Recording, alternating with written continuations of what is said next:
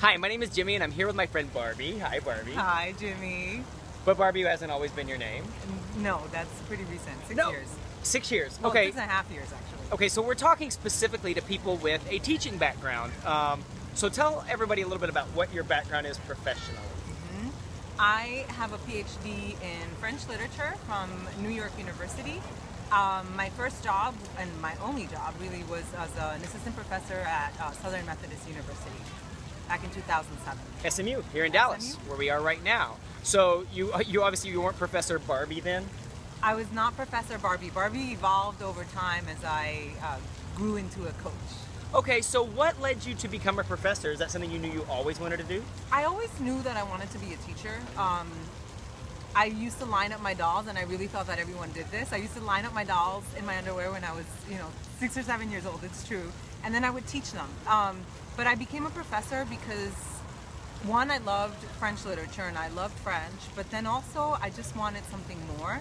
I grew up really poor, I grew up on public assistance, and I thought that by getting a PhD that I could distance myself from my background.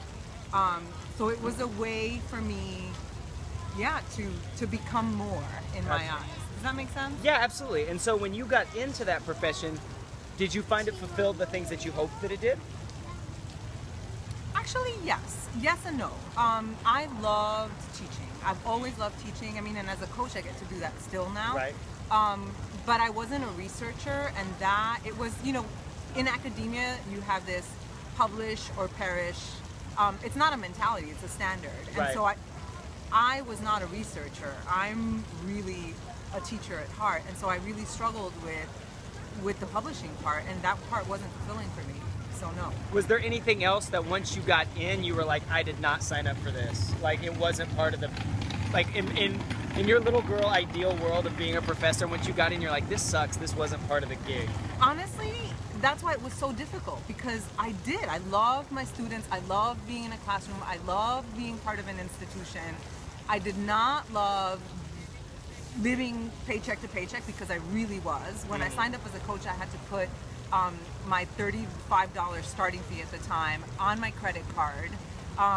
So the pay was not what I had hoped for.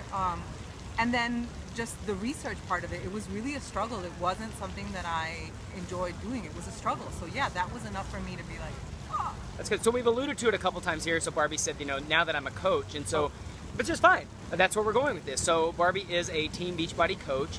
And can you talk a little bit about what led you to just, I guess, BeachBody and maybe the products initially in a quick summary? In a quick summary, 2007, I had just gotten divorced. My dad had just passed away.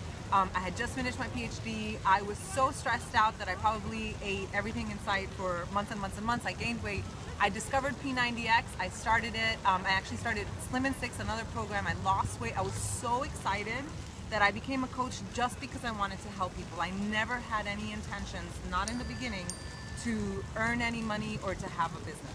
Gotcha. So initially it was just the discount. She liked helping people, and that's why she got involved. And it's funny because you hear this story over and over again from people that are really successful with this, that's their mentality when they got involved. So what was the turning point for you as far as the income portion? I started to look around me, and I started to see people that were making six-figure incomes, doing exactly what I was doing. And so I had a conversation with someone, and he said in a really plain, flat voice, if I can do it, you can do it. And that's when the light bulb and, the sky parted. I really felt like the sky parted, and I was like, wait, I can do this. And at the time, I think maybe I was making $100 a week. I really don't even think that I was making that. But once I had that, I can do this, I just knew that I was going to make it happen for myself. Gotcha. And without showing anybody your bank statement or anything, you're making a substantial income now with BeachBody, and you've been able to do some pretty amazing things. Can you talk about some of the ways that your life has changed, or the things you've been able to do because with the income of helping other people as a coach? Yeah, I mean, there's so much that I can do even today. I was able to meet my friend for lunch at 12:30 because I can, and then when I came back, I went to walk the dogs, and now I'm here. My days are not all like this. I do have to work, but I'm able to travel to see my mom. I was able to travel to South America 2 weeks ago to visit our family just because, and I offered to pay my mom's ticket. And I'm thinking, you know, financial freedom and what that really means to me when I'm 50 something. I'm 40 now. When I'm 50 something, I want to have the choice of not to be able to work. I know that I'll be working because, you know, well into my 60s and 70s because I love it, but not because I have to. And so I'm able to take care of my family. And if something happens in our family, I want to be able to say, I've got this. So as we know, I think teachers, I have such respect for them because I think they have the biggest hearts and they got into their profession for such amazing reasons. If there's somebody here that's either, maybe they're teaching elementary, you know, high school, they are a college professor, they have all those letters behind their name, they're a college professor, but they run into the same things you did. They're not making enough money, they're just being worked to death, and they're hesitant for something like this. What would you say to somebody like that? The stigma of getting into network marketing can keep you out, and because you know that people in academia or just the teaching profession are gonna turn up their noses at what we as coaches do, don't let that stop you from having a better life, because this is truly, truly, truly a segue into a better life. Don't let other people's opinions get in the way. That's what I would say. If you want a better life, if you want to do something different, if you want to do something that's meaningful, I just got goosebumps. If you want to earn some extra income so that you can, you know, either leave your profession or just do something fun and make money, go for it. Don't let it stop you. That's it. That's awesome.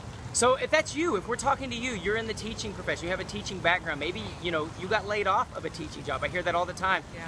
And you're looking for something more and you want to get started and just get some more information, please go back to the person that shared this video with you. They really obviously care about you because they shared this with you in the first place. We have a ton of support. All it takes is one step to get started, and as you heard, the end game of this thing is quite amazing. So thank you for your time, and we look forward to working with you. Thank you.